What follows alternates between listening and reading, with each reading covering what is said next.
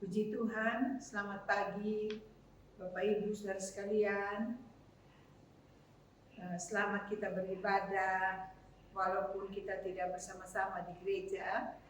Kita beribadah online ya, dan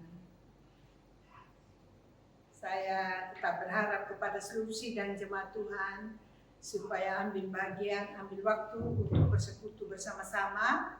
Jangan lewatkan kesempatan ini ya. Walaupun kita tidak berada di dalam rumah Tuhan, tapi saya percaya di mana saja kita berada, Tuhan selalu tolong memberikan kita waktu dan kesempatan. Puji Tuhan, kita tahu kenapa kita tidak beribadah bersama-sama di dalam gereja, karena kita menghargai keputusan dari pemerintah untuk sementara waktu semua umat-umat Tuhan beribadah di rumah, hamba-hamba Tuhan melayani jemaat ya di gereja. Dan saya percaya apa yang dapat dilakukan dan dikerjakan semua akan menjadi berkat bagi saya dan saudara. Tuhan akan memberkati dan menolong Bapak Ibu Saudara sekalian, menolong kami hamba-hamba Tuhan, memberikan kekuatan, kesehatan. Saudara, kita berdoa supaya iman kita makin dipertambahkan oleh Tuhan dan imun tubuh kita juga dipertambahkan oleh Tuhan. Dan saat ini ibadah ini akan dimulai. Dan mari kita mempersiapkan diri kita. Puji Tuhan. Dan kami serahkan kepada yang akan melaksanakan acara ini. Puji Tuhan. Haleluya. Tuhan Yesus memberkati kita semua.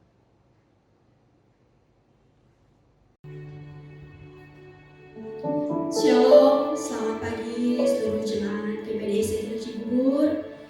Pagi hari ini kita akan memulai ibadah kita. Mari kita datang dalam hadirat Tuhan. Kita memberikan hati kita, pikiran kita fokus datang kepada Tuhan. Kita tahu bahwa hari-hari ini adalah hari-hari yang sulit. Di luar sana ada banyak orang takut.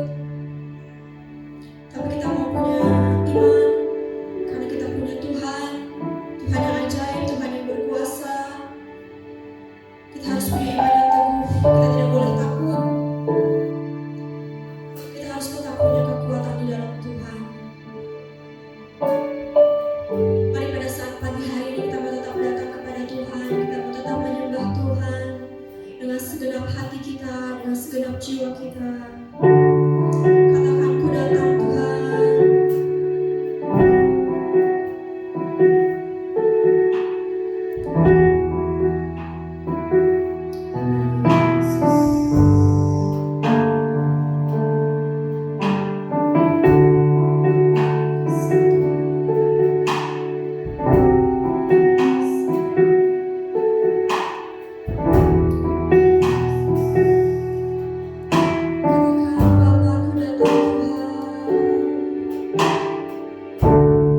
Ada bagiku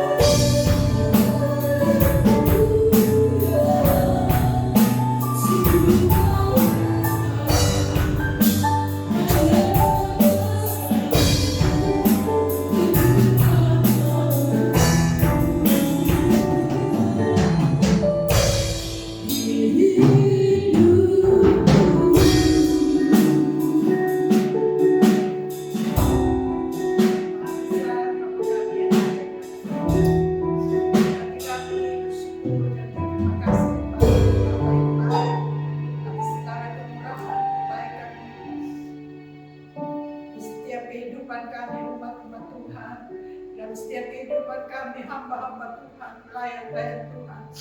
Kami bersyukur Tuhan atas pemeliharaan kasih setia Tuhan. Sampai hari ini kami masih dapat memuji memuliakan nama-Mu ya Tuhan. Karena besar kasih setia Tuhan yang luar biasa bagi kami. Terima kasih Tuhan. Walaupun kami beribadah, berpisah dengan jemaat, mereka berada di rumah, kami ada di gereja ini Tuhan.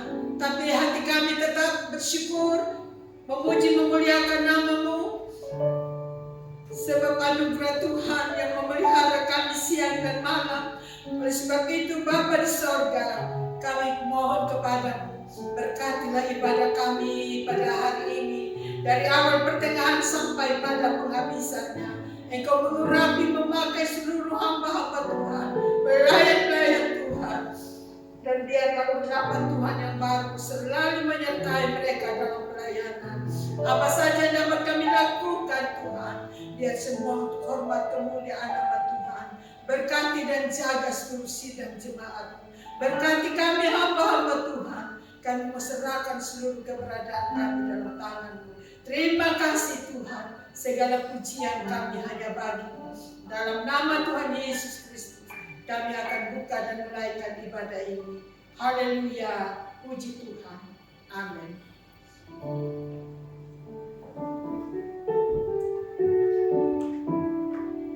Sekali lagi shalom Bapak Ibu Saudara kasih dalam Tuhan. Meskipun sidang jemaat beribadah dari rumah masing-masing, tapi kita mau tetap semangat memuji Tuhan pada saat pagi hari ini. Amin. Kita mau tetap angkat satu pujian pagi hari ini. Kita katakan Tuhanlah kekuatan dan mazmurku.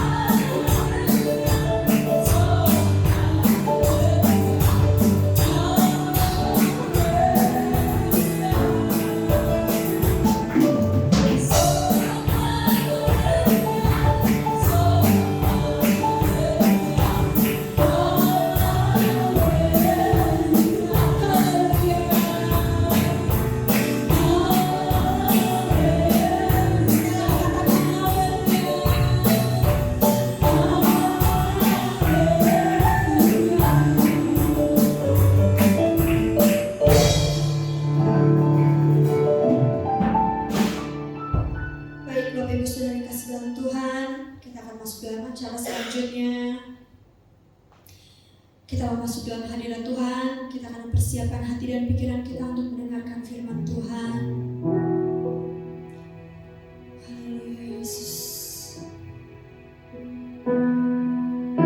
Tuhan, kami tahu Bapa, hari-hari ini adalah hari-hari yang sulit. Di luar sana banyak sakit penyakit Tuhan yang mungkin membuat setiap hati kami risau, mungkin membuat setiap hati kami takut Tuhan.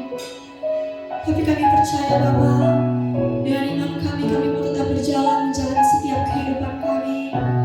Karena kami percaya kami punya Tuhan yang selalu melindungi kami. Kami punya Tuhan yang selalu menolong kami. Terima kasih Tuhan Yesus. Kami juga percaya Tuhan, Engkau tidak pernah meninggalkan kami sedetik pun. Engkau yang selalu ada menjaga kami Tuhan 24 jam non-stop Tuhan Yesus. Terima kasih Bapa.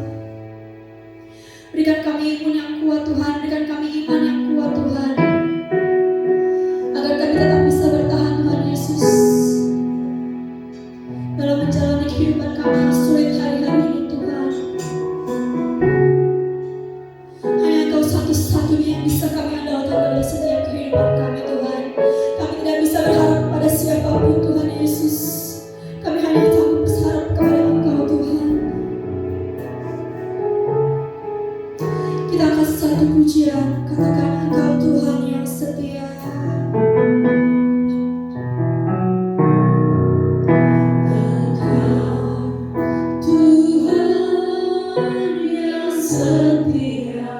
Katakan waktumu selalu yang terbaik.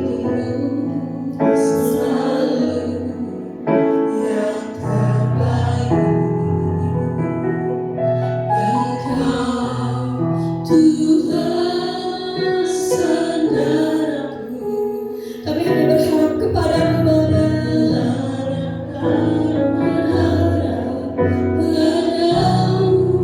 Katakan satu-satunya yang ku andalkan, satu-satunya yang ku percaya. Engkau sumber kekuatan, sumber pengharapan, sumber kedamaian. Katakan satu-satunya Tuhan, satu-satunya yang ku andalkan, satu-satunya yang ku percaya. Engkau Tuhan memberkati, Tuhan penyembuhku, Tuhan pemulihku. Kita akan pujian ini dari Allah. Mari Bapak Ibu Saudara yang ada di rumah,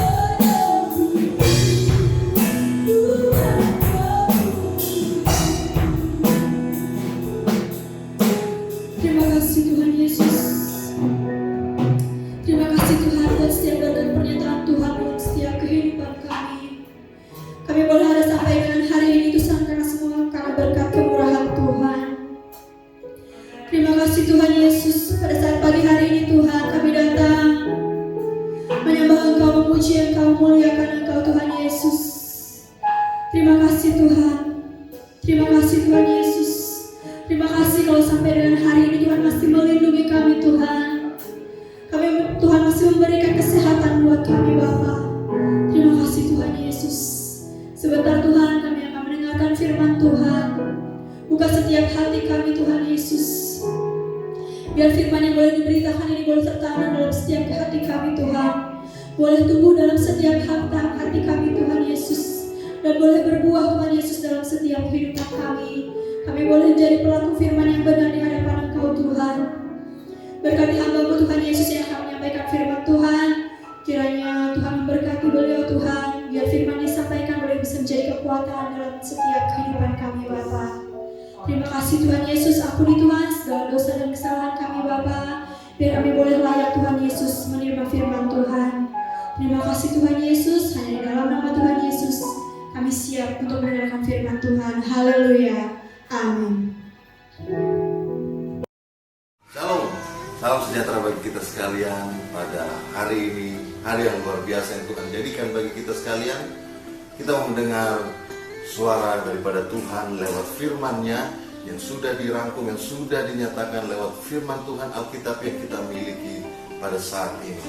Bagi saudara-saudara pemirsa yang ada yang mau mendengarkan firman Tuhan ini, katakan di dalam hatimu, aku sangat rindu menunggu suara Tuhan bagiku. Pada saat ini sama-sama kita akan membuka firman Tuhan yang terdapat di dalam Injil Yohanes pasalnya yang kedua, ayat yang ke-23 sampai dengan ayat yang ke-25. Demikian bunyi firman Tuhan, saya akan bacakan bagi kita semua. Dan sementara ia di Yerusalem selama hari raya Paskah, banyak orang percaya dalam namanya, karena mereka telah melihat tanda-tanda yang diadakannya. Tetapi Yesus sendiri tidak mempercayakan dirinya kepada mereka, karena ia mengenal mereka semua. Dan karena tidak perlu seorang pun memberi kesaksian kepadanya tentang manusia, sebab ia tahu apa yang ada di dalam hati manusia. Terpujilah Tuhan. Firman Tuhan ini datang untuk kita sekalian, memberkati kita dalam hal pada waktu itu Tuhan sementara ada di Yerusalem dan Tuhan sementara ikut mengambil bagian dalam suatu perayaan Paskah. Kita tahu ceritanya pada awalnya bagaimana Tuhan menyucikan bait Allah dengan ia membongkar semua apapun yang terjadi di depan halaman daripada bait Allah. Tuhan membongkar semuanya, Tuhan memporak-porandakannya sebab terjadi hal yang tidak berkenan bagi Allah. Dan pada saat itu, dalam masa raya Paskah itu, Tuhan pun mempunyai kesempatan untuk membagikan berkat rohani. Tuhan melakukan hal-hal yang luar biasa. Di dalam Injil Markus ditekankan dalam peristiwa ini banyak orang takjub akan pengajaran daripada Tuhan. Dan di dalam ayat ini tidak hanya pengajaran yang membuat orang-orang itu takjub, tetapi ada tanda-tanda yang ajaib yang diadakan Tuhan. Ada mujizat yang Tuhan nyatakan. Dan pada saat ini Tuhan mau memberikan suatu penekanan bagi kita yang percaya kepadanya. Yaitu di dalam ayat yang ke-24 dikatakan, tetapi Yesus sendiri tidak mempercayakan dirinya kepada mereka. Ada pertanyaan tentunya dalam hal ini, siapakah mereka? Mungkin saudara di rumah bertanya-tanya, siapa mereka? Apakah mereka yang dimaksudkan adalah murid-murid Tuhan? Ataukah mereka ini adalah orang-orang yang takjub, orang-orang yang menjadi percaya pada Tuhan? Benar, mereka adalah orang-orang yang pada saat itu langsung mengambil keputusan, aku percaya pada Tuhan karena pengajarannya membuat aku takjub, karena tanda-tanda yang mujizatnya membuat aku menjadi percaya. Tetapi dikatakan dalam ayat 24, Tuhan sendiri tidak mempercayakan dirinya pada mereka. Ada dua hal dalam firman Tuhan. Untuk hal ini Tuhan sendiri menjelaskan. Yang pertama adalah karena ia mengenal mereka semua. Dan yang kedua dikatakan karena tidak perlu seorang pun memberi kesaksian kepadanya tentang manusia, sebab ia tahu apa yang ada di dalam hati manusia. Yang pertama, Tuhan mengenal mereka semua. Kedua, Tuhan tahu apa yang ada di dalam hati mereka. Bapak Ibu Saudara sekalian, kita harus mencermati dalam hal ini. Banyak orang ikut Tuhan karena apa yang dimiliki.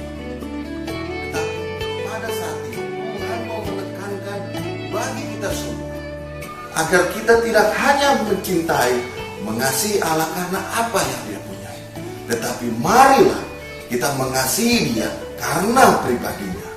Maka semuanya Tuhan akan adakan bagi kita.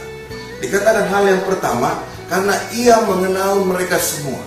Dalam Alkitab bahasa Inggris dipakai kata mengenal ini dengan verb yang bentuk yang kedua, yaitu knew.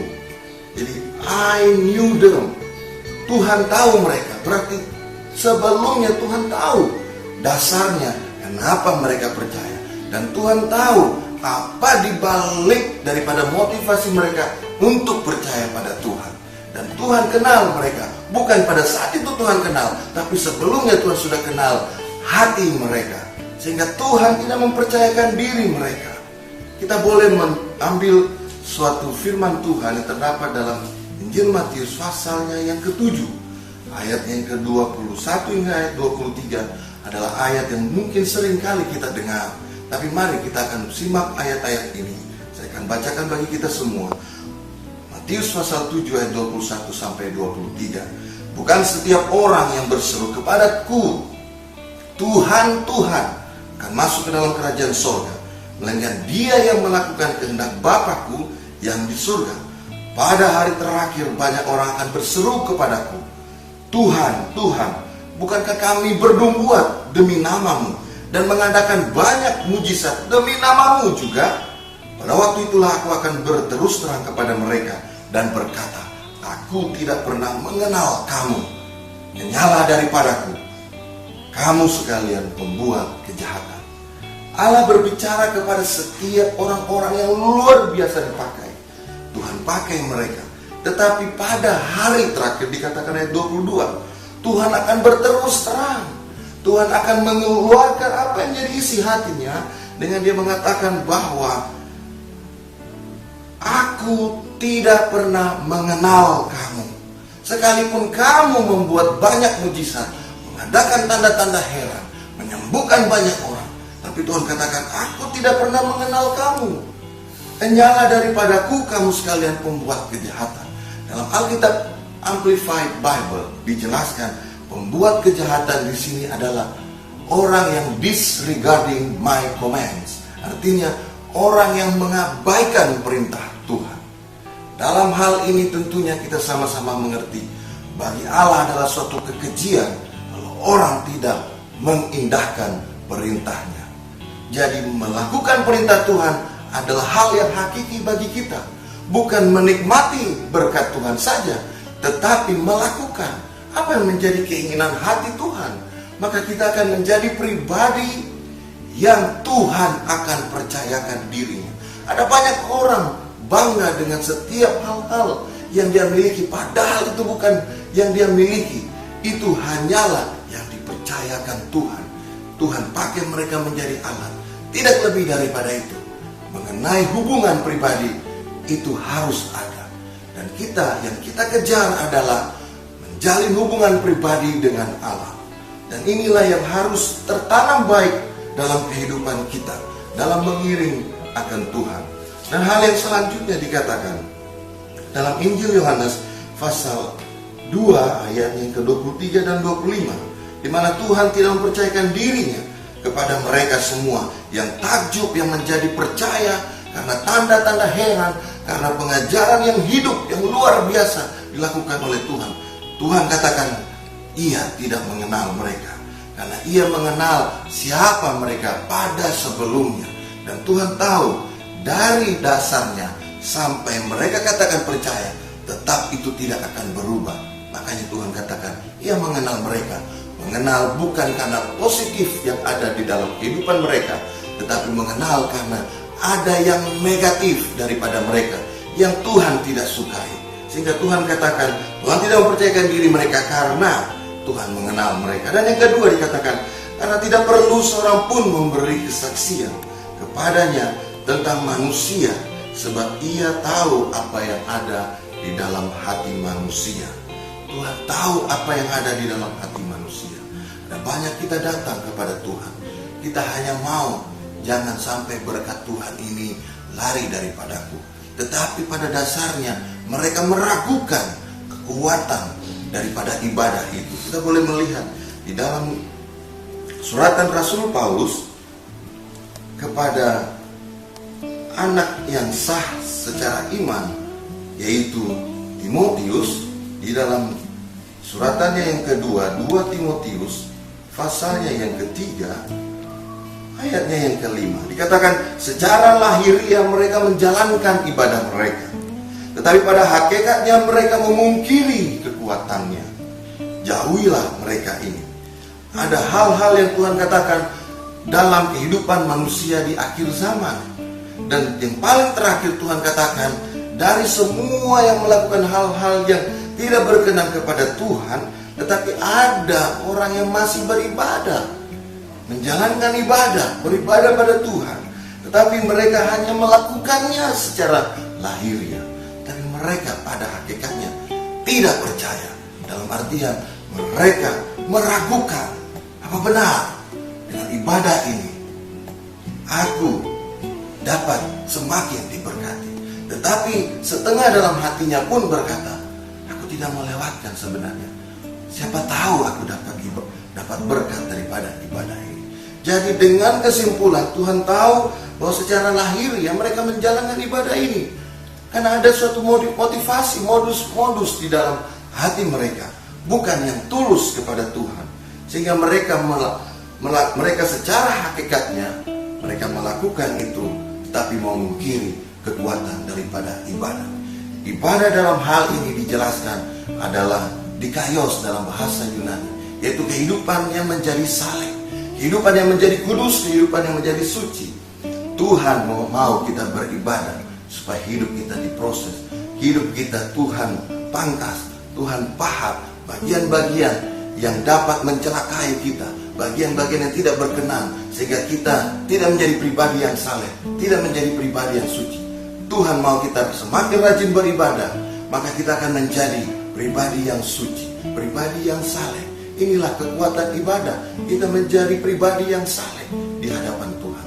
Bukan karena kita mau apa yang Tuhan miliki, tetapi kehidupan kita ini menjadi terang dan garam Tuhan. Tuhan melihat langsung, oh ini anak Tuhan, ini anak yang diberkati, sungguh saleh dia. Inilah yang Tuhan cari.